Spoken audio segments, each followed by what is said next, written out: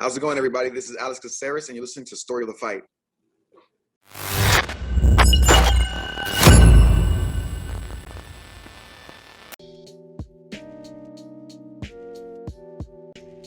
What is up, Story of the Fight listeners? What is up, Will? What is going on? It's late out here, you know? Yeah, Post-work. it's even later out here in the future. Yeah, out there in the future. Yeah. 2 hours in the But- future. But still, we wanted to get together and talk UFC 291 predictions. So here we are, man. We got a big card coming up, a much anticipated rematch. And I know we usually say that with some of the crappy cards that might be coming on, some of the fight nights. But no, this one legit. It's a much anticipated fight. Miranda Maverick versus. Oh wait, no, sorry, wrong one, wrong one. But yes, we have. Do you want to just get going right into it? Yeah, because the thing about Miranda Maverick and her style, against someone like Priscilla Teixeira. We've been Yeah. waiting to talk about this. What are we going to All do? We're night. going to start with the main event, or we're going to move our way up? I think we Let's should move start our with way the- up on this one. Oh, you want to go backwards? Well, let's start like how it'll play out throughout the night, and then on the recap, we'll cover top to bottom. We'll go bottom to top this time. Oh, okay, mixing things up. I like that. So I guess we can get started then with Michael Chiesa versus Kevin Holland. Michael Chiesa versus Kevin Yes. Holland. So, all right, Kevin Holland coming in the favor right now, currently sitting at minus 145. Chiesa, the underdog, at plus 145. We figure we go through and break down the most recent fights as well, right? So you have Well, just briefly, right? Not break them down fully. True. Kevin Holland that just beat Santiago Ponzinibbio, lost to Stephen Wonderboy Thompson in a awesome fight. They Yeah. were trading back and forth, and he lost to Hamza Shimaev to a Darce choke before that. And then we have Chiesa. I feel like Chiesa has been so much less active ever since he Yeah. took on that gig of working as an analyst. Oh yeah, I forgot he's even doing that. Yeah. I don't watch that too much. Ever since he has been doing that, though, I feel like his activity has gone down quite a bit. But he lost to Sean Brady, unanimous decision. Lost to Vicente Luque, Darce choke, and he beat Neil Magny, unanimous decision. So he's on a bit of a skid. A little bit of a skid. He's had some ups and downs in his career. He's changed weight classes. Yeah, it's an interesting matchup because Chiesa used to fight at lightweight, right? And then now he's at welterweight. And Kevin Holland used to fight at middleweight, and then he went down to welterweight. And it's like, those are always interesting to see because it's usually those guys who go up in weight class kind of struggle with the bigger guys of that division.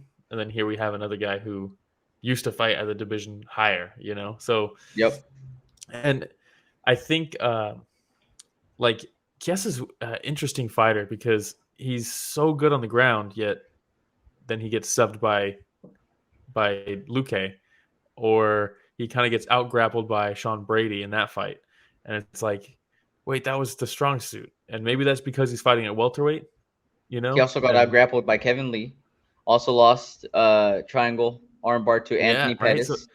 So it's like that's his strength, right? Like he's not like a crazy flashy striker or anything crazy like that. His strength is his grappling, yet that's where most of his losses come from.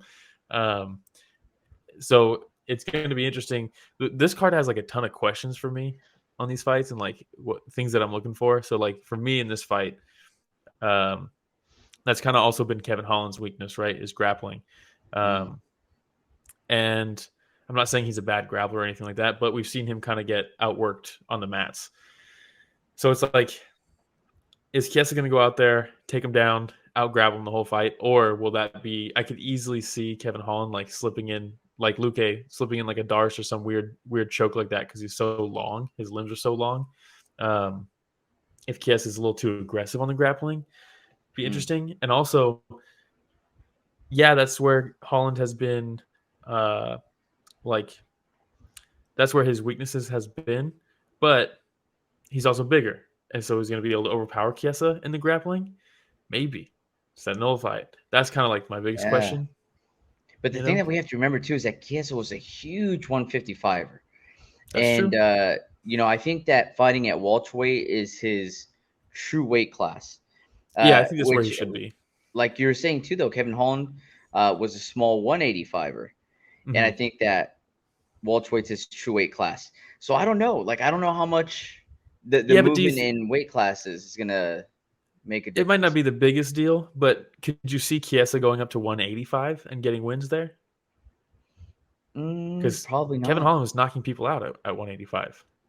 You know? Yes, but when it comes to the grappling, that's where my Yeah. No. biggest True. question is. Because I'm Yeah. not some. Yes, absolutely. Kevin Holland, I think, still going to pop harder and hit harder than Michael Chiesa, without a doubt, Hmm. at any weight division. But when it comes to the grappling, that size does make a difference, and I think that Yeah. both of them are right at 170. Yeah. I think so too. If I had to bet, and we are making picks here, I think Kevin Holland's going to be too big, too strong in the grappling exchanges for Chiesa, and I think Chiesa's pretty uncomfortable in the stand-up. And if anybody's going to be able to exploit stuff like that, it's Kevin Holland. There's times where Chiesa is kind of like weird outside of position where he's not really in range for a lot of guys, but he still like stumbles or he ends up backing up against the cage, things like that. Kevin Mm. Holland just has that like whipping style of his punches. He just whips you and he can hit you from so far away that I think the grappling is not going to work for Chiesa. Uh, and he's going to be forced to stand and trade with Kevin Holland, and then he's just going to get lit up on the outside. I think Kevin Holland finishes him. Yeah, and I mean, even just taking a look at Kevin Holland's losses, right? Derek Brunson, Marvin Vittori, Hamzat Chimaev, again, Middleweights. wrestlers that he struggled with, yes, but middleweights. Yeah. And even then, you mentioned the fact that Chiesa is really known for his grappling, but against two. Well, that's the thing. Like he's shown it. He's shown glimpses of very good grappling, but I at mean, the he end of has the a, day, a he win ends up. against Benil Dariush, RNC, Yeah. Jim Miller, RNC. I guess he does have a couple of good Carlos Lightweights. Condit, Kimura. Yeah. I guess we just Lightweights haven't seen and it a recently. and a Condit post knee surgery and end of his career. I Yeah. don't know. I can see. I think Kevin finishes him, and I think it's equally likely that he either knocks him out or ends up forcing Chiesa to shoot in desperation, and ends up subbing him with some kind of choke on the entry or something like that. Give me Kevin Holland by KO second round. And I think there's going to be some grappling exchanges the first round. Yeah. But in the second round, Kevin Holland's going to catch him with something, and it's going to be Hmm. stopped. And I just feel like Chiesa is 1 foot in and 1 foot out right now. Yeah. I just don't feel like when you saw Chiesa in Tough and you He needed saw it. the hungry Chiesa, like you Yeah. just don't see that anymore, man. Hmm. So he's a very intelligent guy, well spoken, and I think that he does have a career outside of the octagon, still Yeah, I think involving so. mixed martial arts. My boy Kevin Holland's he's got to fight, Yeah. and Yeah, he it's not a does. shot at Kevin, Yeah. but I wouldn't say that he has a way with words the way that Michael Chiesa does, to where he could probably land a television gig. Yeah. Yeah. But he loves to fight. He needs to fight. He needs to buy more shoes. Yeah. He's got to take that bonus. Give him that Yeah. 50K. Yeah. But give me So, Chiesa second round KO. or Holland second round KO. Oh, sorry, Kevin Holland. Kevin Holland second round KO. Yeah, I think, man, for some reason I could see him subbing him. I feel like he's gonna crack him. I think there's gonna be grappling exchanges early. Kies is gonna be like, "Oh shoot, I don't have the grappling advantage that I thought I did." He's gonna be forced to stand. He's gonna get hurt. He's gonna then force grappling opportunities, and because of him forcing that, I think Kevin's gonna snatch him. Snatch him. Yeah. Awesome. Well, we'll see. We'll see who's right. I still think second round KO. You think first Mhm. round then? Second round. I think second round also. Second round. Okay. Yeah. Awesome. All right. So we both agree on that one. Even on what round? Do you want to move on to the next one? Let's do it. All right. We have Tony Ferguson versus Bobby Green. Bobby Green coming in the favorite at -400. Man, Oh God. huge favorite. Tony with the disrespectful +300. I think. Yeah. And look, dude, I know, we're seeing Ferguson at the end of his career, but he's still a wild man, He's and still a wild man. Thinking about this fight with Bobby Green's style, he's so unorthodox with his boxing, and then thinking about Ferguson's Wang Chung, Yeah, just wondering what's going to happen. But listen to the yeah, last 3 fights for Ferguson. Actually, we'll probably go a little bit deeper. Nate yeah. I was gonna Diaz, say let's start guillotine from choke. the bottom and move towards the future. So let's start with Gaethje. Okay, so Justin Gaethje loses punches. Charles Brutal. Oliveira lost decision. Benil Dariush lost decision. Michael Chandler front kick to the face. Man, that was That a was a tough one. brutal KO. Brutal. And then loses to Nate Diaz through a guillotine choke. Yeah, Bobby Green also kind of on a skid, right? He got finished in the first round by Islam Makhachev. No slouch, right? No. Then he gets knocked out by Drew Dober in a fight he was winning until he wasn't. Mm. And then he kind of struggles a little bit with Jared Gordon. And then they headbutt. He drops him with the headbutt, and then they end up calling it a no contest, right? Rough. So kind of a weird skid, right? It's been 3 fights since he's last got a win. So they're both in pretty tough spots right now. Yeah. Tony more so. But again, if I'm going through the resume, those losses that Tony took, all very good fighters. Yeah. Very good fighters. There's no Jared Gordon, no offense, but there's no Jared Gordon in that list. You know what I mean? And Bobby didn't lose to Jared Gordon, It's not like he lost that fight, but he wasn't like completely styling on him and outclassing him. Drew Dober is a good fighter, but he's not Justin Gaethje, Charles Oliveira, Michael Chandler. He's just not. I like him a lot, but he's not. That being said, he's not within that elite echelon that Ferguson's been fighting. And that being said, I see some people saying Tony's going to shock everybody in this one. This is a big step down from his recent competition, and like that's the kind of break he needs to get back in the win column. And I think those people are severely underestimating how good Bobby Green is. Yeah. I think he's still one of the most overlooked fighters, Bobby Green. And it's not necessarily about who Tony Ferguson lost to. That does matter, obviously, a little bit. But it also matters how he looked in those fights. You know what I mean? It's not just, oh, well, yeah, he's losing to killers.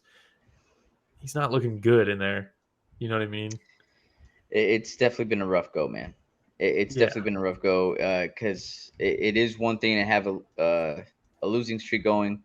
But, man, I just keep thinking back to that front kick to the face. And look, a lot of people can get caught like that. Yeah, and he won the first round, did he not? I think he won the first round of that fight. It was competitive. I'll say that. Yeah. It was competitive, but you know what? I'll still take Tony Ferguson in this one. Give me Tony Ferguson. Yeah, and I think he pulls this off. What about the style? Yeah, what makes you think he's going to pull this off? The thing that I think a lot of people get caught off guard by Bobby Green on is that unorthodox style, his boxing, right? Mm-hmm. But I think that there's just enough craziness in an unorthodox style with Tony Ferguson where it's kind of gonna like nullify it. And at this point, I'm just going with experience, ringmanship, if you want to call it, but it's in the octagon, right? Yeah. And octagonmanship. Yeah, exactly. I think we've tried to find a word for that before. Yeah, there you go. Cagemanship? I don't know. And again, the level of competition that Tony Ferguson's been fighting for such a long time. I'm not saying Bobby Green's not a good fighter, but I do think that he'll be able to pull this off. And I think it's going to just be a decision win for Tony Ferguson. Yeah, I mean, that style, Bobby's style does not work if he's up against the fence. And like Tony does have that crazy tenacity, that wild, just walk you down, throwing weird shots. And if you can smother him, right, like you can only slip so much, if you're Bobby. That being said, I think Bobby Green finishes Tony Ferguson. Oof. Is that the end of Tony Ferguson? I think it should be. If he loses this one, I think it should be. Yeah. He's 39 years old. It's lightweight. It's not heavyweight. He's 39 years old. He's coming off 5 losses in a row, where he has not looked good in any of them. Maybe he did win that first round against Chandler, so I'll give him that. But he's not as explosive as he used to be. He's not as fluid as he used to be. He's slower. It seems like he's a little bit in mud. And I hate saying this because I love Tony Ferguson, but Yeah. I don't think he's going to be able to pressure Bobby in the way that he needs to. And I think You think he gets Bobby's going picked to be able apart? to. I think he gets picked apart, and I think he eventually gets stopped. Oof. Yeah. Rough.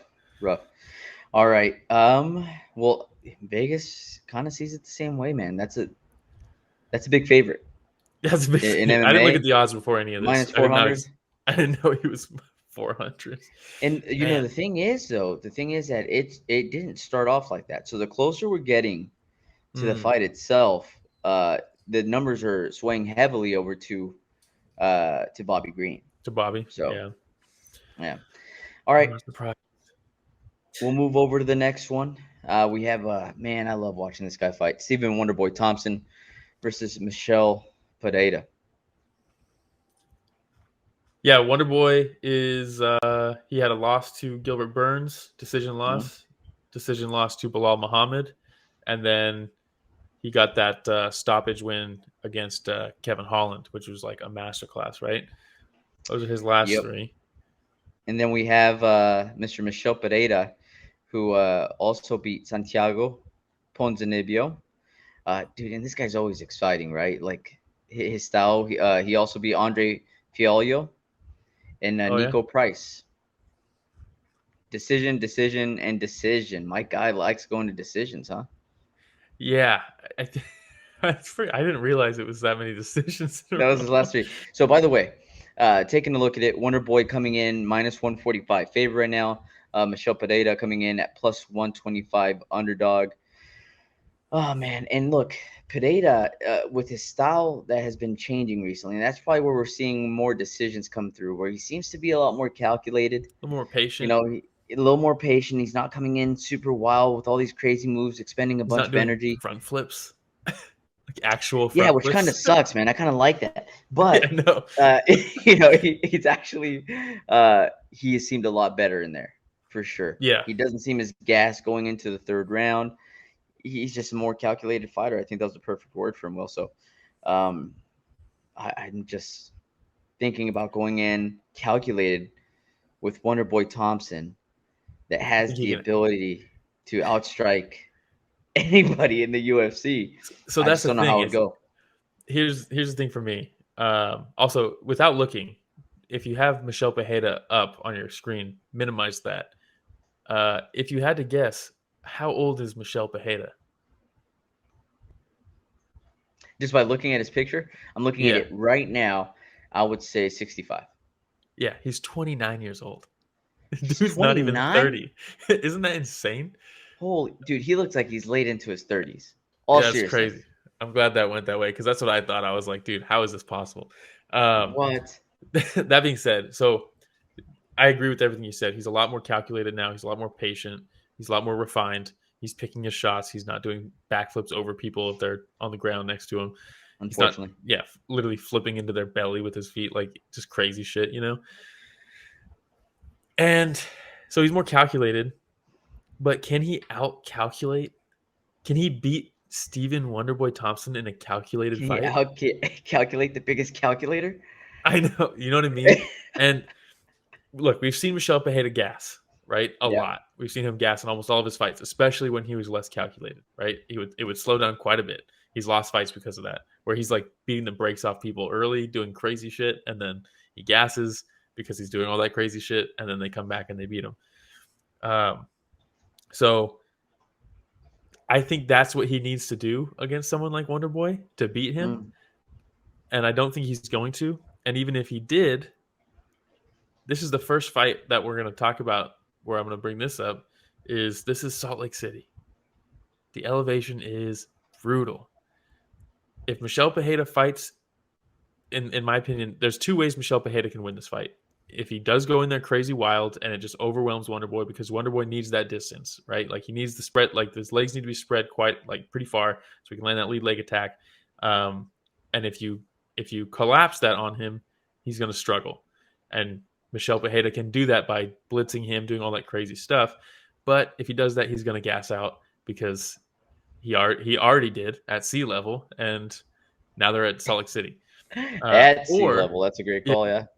Or he needs to out-grapple Wonder Boy, which we've seen, Gilbert Burns, Bilal Muhammad just really smother him with their grappling and outwork him in that regard, and he can't get his game going. But if Michel Pereira does that, I think he also gasses early in the fight by trying to out-wrestle Stephen Thompson, and he gasses. They're at Salt Lake City. And Michel Pereira he's a huge He's massive. welterweight. He's huge. Massive. I mean, yeah, the guy's a giant. I just don't see him being able to outpoint Wonder Boy, and I don't see him being wild enough to knock him out. I think Wonder Boy pieces him up and wins this one by decision.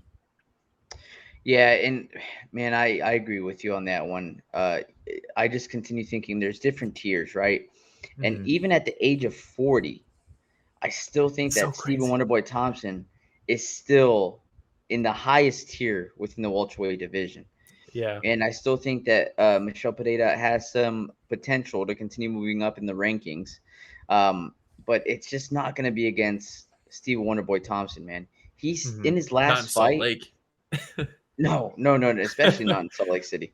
But seeing him go up against Kevin Holland, a young, hungry lion, a young, right? That a dangerous striker. Power. And to see him do what he did to Kevin Holland, so I was like, holy shit, man. Like, this guy is just not aging. Yeah, put on a masterclass performance and while doing so, taking big shots from Kevin Holland and not going out. I mean, and that's being one of the nicest guys ever. Yeah, Wonder Boy has one of the most underrated chins of all time, I think. The only person I think who's ever cracked it is and is shocking, makes no sense to me, is Anthony Pettis, a lightweight. Yeah. It's crazy. He ate like the biggest overhands from Woodley and somehow survived those. And then caught one of the nastiest guillotines. Remember that against Woodley? Yeah. Oh my God. So good, man. He's still elite. Yeah, I think he styles on Michel Pereira in this one. Especially the longer the fight goes on, the slower Pereira is going to get, and Wonder Boy's just going to be able to hit him from a ton of different angles. So, like I said, I agree with you, Stephen Wonderboy Thompson. Give me a Wonderboy third round TKO, and I don't know if he's going to hurt and KO Pereira, but I just think that he's going to be too much. Pereira is going to be too gassed, and it's just going to get to the point where he's just not defending himself very well anymore, and they're going to stop it. Yeah, I could see that. I have Wonder Boy by decision, but that would not surprise me. All right. Ooh, we're getting up to the co-main event and the main event here. Co-main event. Jan Blachowicz versus Alex Pereira. Man. Cowboy Jan, new mythical fighter, perhaps? We're about to find out. He already has the dark arts with him, that Polish power. But you have Blachowicz coming in at -110, Pereira coming in at -110. It's a pick'em fight, man. Vegas is like, I don't know what's going to happen here. All right, just pick one. But what's crazy is Blachowicz had entered, and they started off with him being the favorite at -132. And now it's a pick'em. So again, as we get closer to the fight, money moving over to Pereira's side, and it's just such an interesting match, man. Pereira moving up in weight. We have a bunch of people that we've been talking about. They've been moving up, moving down in weight. But we're talking about one of the best kickboxers in the UFC, in Alex Pereira. And we're going up against Jan Blachowicz, who has shown that he could grapple and he can wrestle. And I'm just wondering, like, man, what's going to happen here? Like, is Blachowicz going to be able to close the distance without getting caught with something really nasty from Alex? And I still think that he carries the power over into 205. Yeah, and it's interesting because, like, their history is interesting, right? The past 4 fights for Jan Blachowicz is a decision win over Israel Adesanya, where he defended his belt. He loses the belt, where he gets choked out by Glover Teixeira, one of Alex's main training partners. Then he gets the win over Alexander Rakic. He was winning that fight until Rakic blew his knee out. I do credit the injury to Blachowicz. I don't think it was like a freak accident. I think he was chewing on that leg up. I know some people don't. And then he had that draw against Ankalaev where he also destroyed his leg. So that's interesting. And then Pereira, he destroyed Sean Strickland. He absolutely murdered him. He got the standing TKO against Israel Adesanya, and then he got knocked out by Israel Adesanya not that long ago. It's only been 3 months. That was April. So this fight has the most questions. Remember, I was like, yeah, some of these fights I have a ton of questions about it. Will Jan Blachowicz grapple like he did with Israel Adesanya? Will he? And if you remember that fight, that's kind of how he won it, right? Was the grappling. But what he did early in that fight was stand and trade with him and outstruck him to the point where Izzy was comfortable striking, and then he started taking him down, right? He set up the takedown by going toe to toe with him for a while. Can he do that with Alex Pereira? Can he go toe to toe with him for a bit and then start mixing in the takedowns where he's comfortable? Because I'm sure Alex is like, this guy might take me down immediately. So if I'm Jan Blachowicz, I want to trade with him a little bit, make him feel comfortable on the feet, then take him down. But can you do that with Alex Pereira? Or do you get flatlined by a left hook? And the last question man. Yeah, and the last question on Jan's side is, in Salt Lake City, does that grappling where that's not his bread and butter, where he's not comfortable doing that, does that gas him out? And then they have to start the next round standing. You know what I mean? Those are my big questions on Jan's side. It's funny. You mentioned something about Jan that you saw in Embedded. Oh, yeah. When he's getting the whole cowboy fit, right? He's trying on boots and stuff. Dude's out of breath putting boots on. It's terrifying.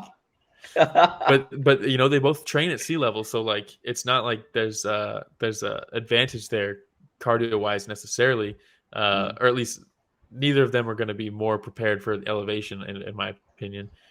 The questions for Alex are, does the power translate to light heavyweight? Right, we know it's there at middleweight. Does it translate to light heavyweight? I think it probably does. I'd be surprised if it didn't. And what is his grappling defense like? Because we've seen some pretty big holes there. Remember when Izzy had the wrist lock and just could not get it back, and I mean it was crazy. It's like, man, this is a championship fight, and this guy can't even get like it was wild to see. But he's been grinding with Glover Teixeira, a guy who went through a full fight camp against Jan Blachowicz and then got those questions answered in a fight where he finished him, and now he's working with Alex Pereira in his corner for the entire fight camp. It's like that is super valuable. Those are my questions, at least going into this fight. I'd like to see. But it also just makes me think too, because he has been working with Glover. Mm-hmm. But how long has Glover been in the jiu-jitsu game? How long has he been grappling? Yeah. And it just makes me wonder, because yes, he was able to out-grapple Jan. He beats him with an RNC. And I know that Pereira's been working with him, but I just don't think that you'll be able to take what a Glover has learned in a lifetime and pass it over to Alex to be able to say, like, hey, well, if he's working with him, he beat him before, like maybe he's picked something up, Look, Alex is a champion caliber fighter. Yes, he only held the title for the winter. I get it. But still, dude, like he's a champion caliber fighter. Like I said, I think he's one of the best kickboxers in all of UFC. And I truly, truly believe that power carries over. I think so to the too. 205 division. And I think that he catches Jan early. I think that they both know, like, hey, I'm not going to be able to go 3 rounds in this. Like, I'm not even going to try. I think Alex just throws caution to the wind that first round and catches Jan Blachowicz. First round KO. First round KO. Lock it in. Yeah, I think lock it in. I think it's interesting. I think the kicking game is going to be really interesting to watch because Alex Pereira throws those weird low kicks that you don't see coming. And Jan Blachowicz, his low kick game is insane, offense and defense, right? Where he checks kicks brutally, and he also hammers your leg. They're both orthodox. I think. Yeah, I think they're both orthodox. I believe they're both orthodox, and so the outside leg kick is there for both of them, right? And that's like the most dangerous one. And will Jan be able to check those weird disguise kicks that Alex Bejeda throws, like he normally does? That's going to be interesting to see. And will his leg kicks damage Bejeda as much as they do other fighters? Because one of the things that Alex does to set up that left hook is he'll throw the high kick, and then as he's the rear leg high kick, right, with his right leg, and as he brings that right leg back to his stance, he uses that almost as torque to throw the left hook, right? So like if the right leg is going back and it's planting, as it's going back, you can use that almost as like leverage to pull the upper half of your body over. And that's how he throws that left kick. But that's not nearly as effective if that front leg is toast, you know? But the scary thing for me is Jan Blachowicz. One of his favorite entries is he'll throw that left hand. I believe he's Orthodox. This could be all wrong, but if he is Orthodox, he likes to throw the lead hand. We'll just go with the lead hand. He throws the lead hand almost like a shovel hook a little bit to the body, right to the liver, against an Orthodox fighter. And if he's Orthodox, well, he throws the left hook to the body, left shovel hook, and then he throws the right overhand almost simultaneously. It's really weird. It's a really weird punch where it's like, bah, bah, almost like how Nate Diaz throws his 1-2, where the 2 is already right behind it, you know? Yeah. And it catches a lot of people off guard, but punches to the body leave you open to the lead hand hook from the other fighter. Like that's the thing. You see a lot of fighters jab to the body, a lot of times they'll jab to the body expecting you to counter it with your lead hook. So you throw the jab to the body in anticipation of that hook because you're really trying to throw that to counter their hook, right? So you just kind of paw to the body. But the reason they throw the hook off your body shot is because that's when you're open for it if you're going to the body. So that entry is a recipe for disaster against someone like Alex Bejeda. You're just serving that on a platter for him. Jan would be smart to point fight him a little bit on the outside, engage in that leg kicking game. And once maybe Alex commits to that leg kick game, that's when you start trying to take him down. I have Jan by decision. Ooh, you think he goes all the way? I do. I think he ends up mixing in the grappling. I think he survives the left hook if it lands. I think Jan is smart, man. I think he's really smart. I think that's one of the things he doesn't get enough credit for is how smart he is. And I think he's seen Alex Bejeda fight. He knows he's smart. You know, he's a champion. I think he out-grapples him in this one and gets the win. All right. So this is the most interesting fight on the card for me. Alex Pereira by first round KO. You have Jan Blachowicz by decision. Lock it in. And this is the one. Remember before we started, I was like, "There's one fight that I keep going back and forth on. This is that one. This is it. Yeah, I made that decision right now. Nice. Yeah. Good instinct, man. And I'll stand. All right, we'll go to the main event. For the BMF title. Interesting. We got Masvidal there. You see that? Yeah, they got Masvidal in the background there. He's the one that's there for the face-off. But you have Dustin Poirier versus Justin Gaethje. Poirier coming in the favorite, minus 145. Last 3 fights against Chandler, rear naked choke. Oliveira, where he lost by rear naked choke. And then McGregor with the doctor stoppage. Gaethje coming in the underdog at plus 125, beat Rafael Fiziev by decision. Charles Oliveira, he lost to Charles Oliveira as well by rear naked choke, and lost to he beat Chandler by unanimous decision. So yeah, so very similar. Huh? So yeah, let me read this to you. Their names are Justin and Dustin, right? Oh, they're both 34 years old. Both achieved interim champ status at lightweight. Both lost to Oliveira and Khabib by sub. They both have 13 letters in their last name. Or no, just in their full name. I was going to say. Both have fought for the UFC belt twice. Both lost by submission. Both have a win over Michael Chandler. Right? Both lost to Oliveira by rear naked both choke. Won their previous fight. Both their names rhyme. Both are exciting to watch. Both went 6-2 after they first fought. with 4 finishes and 2 losses each. Or Wow. 4 finishes and 2 decisions. Weird. Interesting. So since they fought the first time, they've both gone 6-2 with 4 finishes and 2 decision wins. I feel like they're the same person in the multiverse. Just like, Yeah, except one's slightly better, and that's the guy that I'm going to pick. who are you picking? Well, let's talk about it a little bit because they have fought before.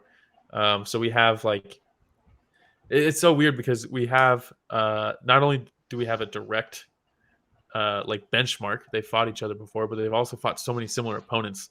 So we can kind of go by that also.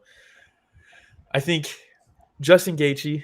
There's 2 Justin Gaethjes, right? There's blind Justin Gaethje that joined the UFC and just went ham against everybody, and then he lost to Eddie Alvarez, I think first, and then Dustin Poirier, or was it Eddie Alvarez was after Poirier?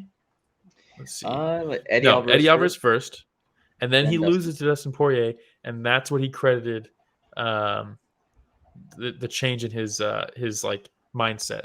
Once he lost to Dustin Poirier, he was like, I can't throw caution to win anymore. I have to fight smarter. And then since then, he went 6-2. He went on a run. That being said, he's a lot more calculated now. His biggest weapons, the overhand right, obviously, uppercut, and that outside leg kick, that rear leg outside leg kick. By far his biggest weapons, right? His takedown defense is pretty damn good. Offensive grappling should be good. Never uses it. Yeah. Could be a very big weapon in his arsenal. Decides not to. Not sure why. Because his nickname's the highlight, I guess. Dustin Poirier, on the other hand, we talk about Justin Gaethje maturing after losing to Dustin Poirier, but we've seen Dustin Poirier grow and mature over years. I mean, probably a decade, right? I mean, it's got to be a decade. He's been fighting for a long time, man. What was his first UFC fight? God damn, it's a long way down, isn't it? Yep. 2011. So it's been a decade. We've seen him mature a ton and develop a very crafty skill set and really come into his own as a fighter, where he doesn't try to force anything. He knows who he is as a fighter, and he sticks to that. He sticks to that style, and it works really well for him. Modified Philly shell, what is it? Stronghold defense, where he's got the right hand down, kind of with the shoulder roll, and then the lead hand, it's up, but then he goes cross guard, right? That's like that stronghold defense where he'll stick his elbow out. Max Holloway famously said in between rounds, he's blocking weird, because it is weird, but it's really effective. It's really effective, and what he's been able to do with that is trade in the pocket very confidently, where he rolls with shots really well. Because of that style, his vision's good. He's not shelled up, right? And he can stand and trade in that fire and be comfortable there.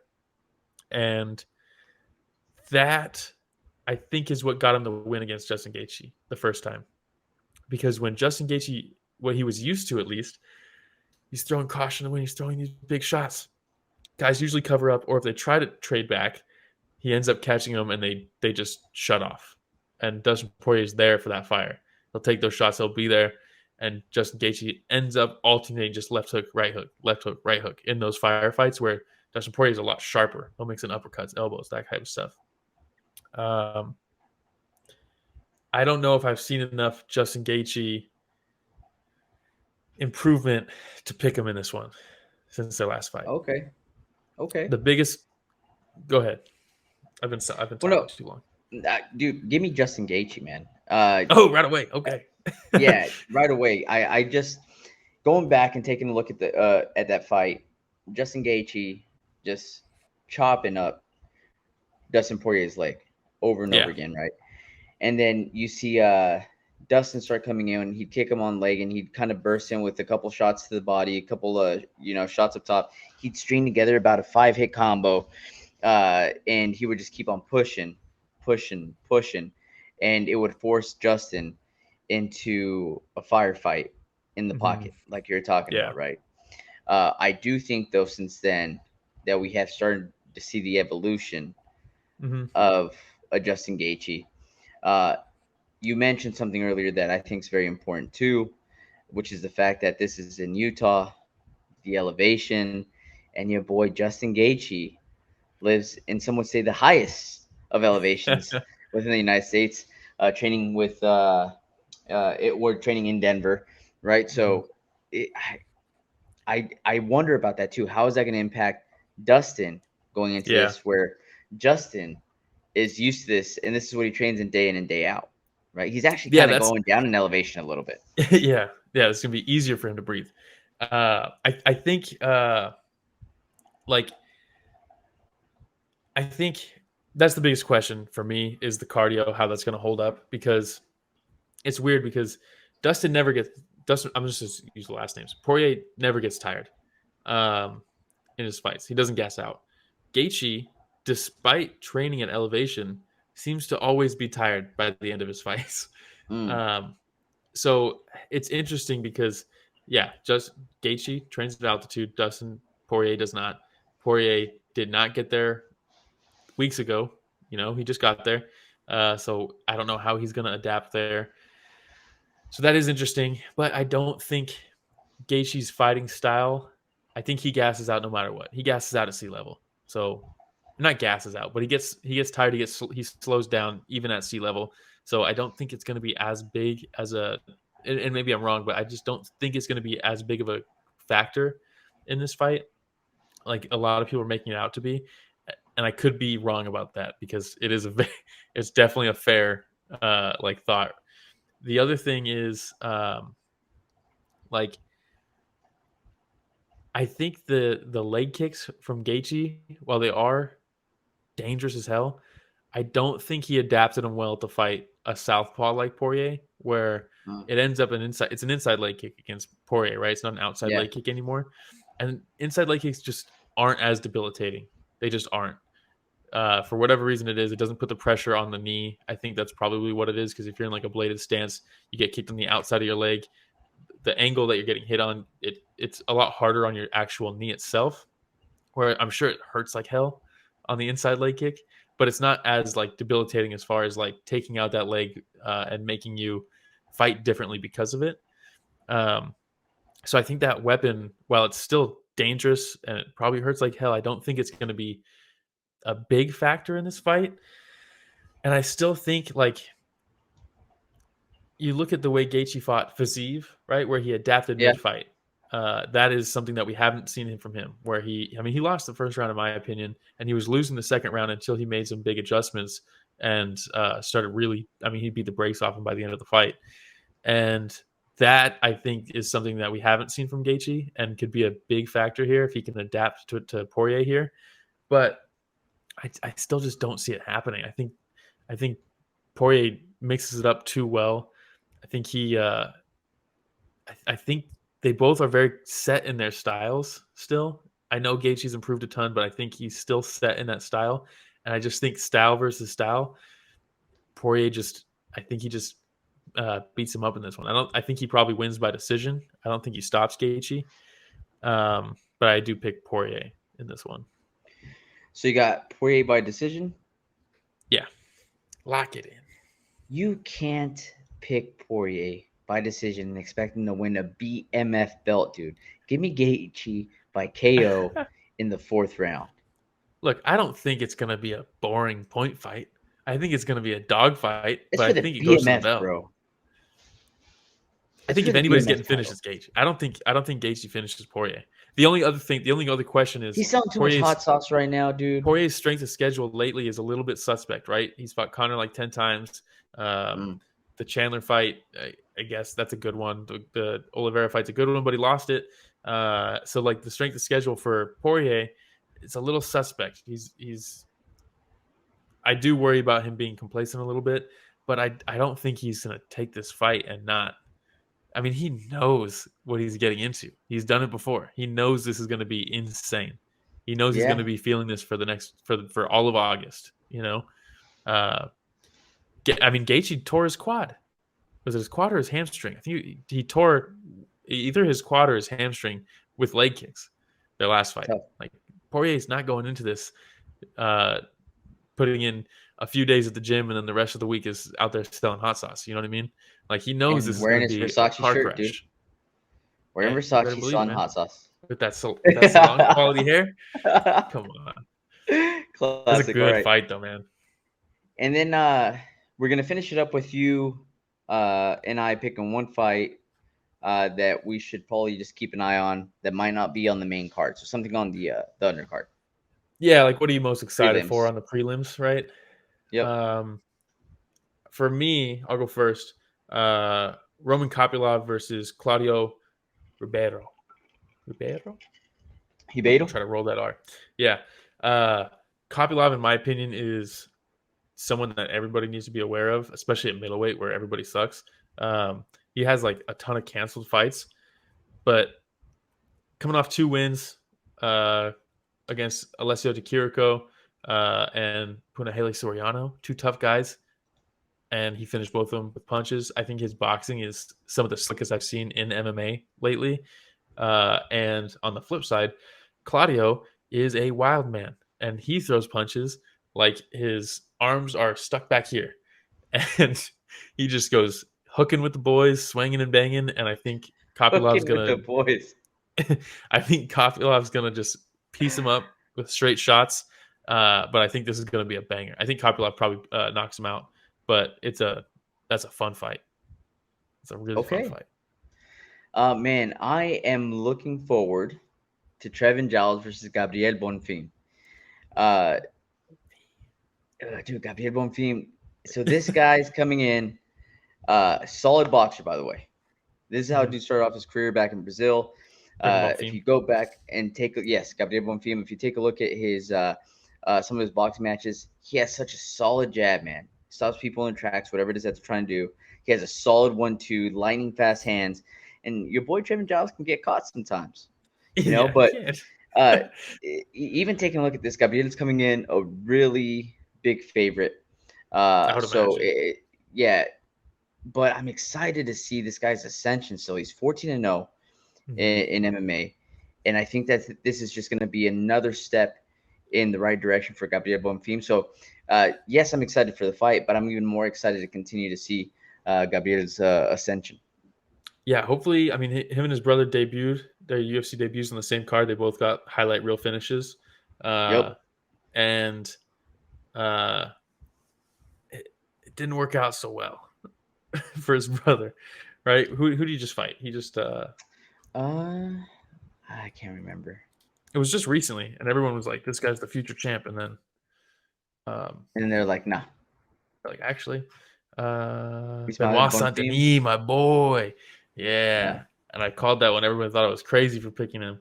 But Ismael Bonfim fought him, and he got lit up with those body kicks. So hopefully Gabriel has a little bit better of a night. Maybe they need to just, if he loses this fight, maybe they just continue to book them on the same night, you know? Yeah. So they can both get wins again. Exactly. Why separate? What are they doing? Though, nickname Majeta, Sledgehammer, huh? Well, Sledgehammer. Benoit Saint-Denis. Fun fights though. Well, good card. Yeah. You know what pisses me off though? What pisses you off? This always happens.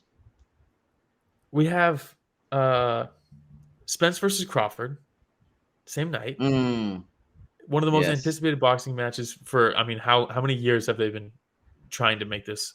Well, they haven't been trying to make it, but how many years have people been hoping for them to make this fight? They finally make it, and it's going up against 291, and then Bellator versus Rizin on the same night. Like, what are we doing? If you're Bellator and this is why Bellator is about to get bought out, because they do shit like this, which should have been up against like an Apex card. How did they mess this up so bad? The UFC posts their schedule so far in advance. What are we doing? You're gonna go against 291? By the way, Bellator versus Rizin? Arlington lives over here in Arlington, man. Cool dude. We met him at work. So gotta be room for Earl Spence, man. Yeah. I should have had the picture ready to go for the podcast. And when we cover the fight, when we cover his win, huh? Let's do it. All right. Do you have anything else for UFC 291? Yeah, Rich, I know you aren't prepared for this, I would imagine at least. I need to see Rich's rapid fire picks for the main card. Ooh. He's going to be like, wait, I'm taking Poirier, Blachowicz, I'm gonna go against you guys and go with not Wonderboy Thompson. I pick Okay. Not I Wonderboy Thompson. pick Tony Ferguson and Kevin Holland. Let's like go. I like Dude, it. anytime Dude, we we do need to picks, do- we just need to do like Rich's rapid fires. You know what I mean? Yeah, and then when we cover the fights, we gotta have Rich's face next to his picks. You know what I mean? So that we Yeah. can see how well he did. Watch him just go off, man. 100% success That's what I rate. mean, dude. We don't know yet. This is the test right here. We'll see. We'll see what happens. And it could happen both ways. What if he 100% it, but what if he 0% it? And then all of a Then sudden you just know to pick the opposite of what Rich picks. exactly, and it's just as accurate. Rich's picks. Rich's picks, dude. Rich's rapid fire, dude. All right, awesome. Well, I'm looking forward to UFC 291. It's coming up on Saturday, and dude, it should be exciting. BMF Oh, my belt, brother's whatever birthday? title. Yeah, I don't care what's going on. If I can see Justin Gaethje versus Dustin Poirier, then I'm happy. True. I mean, Okay. it's a All right. it's crazy because lightweight has these guys, right? The Gaethjes, the Poiriers, the Chandlers, the Connors that are just and then Eddie Alvarez back. I mean, that's what Poirier was saying. He's like, dude, I not only did I beat, but I stopped the triangle of lightweight violence kings. You know, Connor, Yeah. Gaethje, Chandler. He stopped them all. The guy's a Damn, legend. that's a good call. That's a good So call. sick. Shout out to Dustin Poirier and his hot sauce. Follow us on pretty much everywhere. Social Yeah. media is Story of the found. Fight. Any social media. Story of the Fight. StoryoftheFight.com. Trying to reach 3,000 subscribers. And thank you for listening to a special episode of And let Story us of know the your Fight. picks. Let us know your picks. Sure. Comments below. Hey, produced by Richard Bustos there in the background.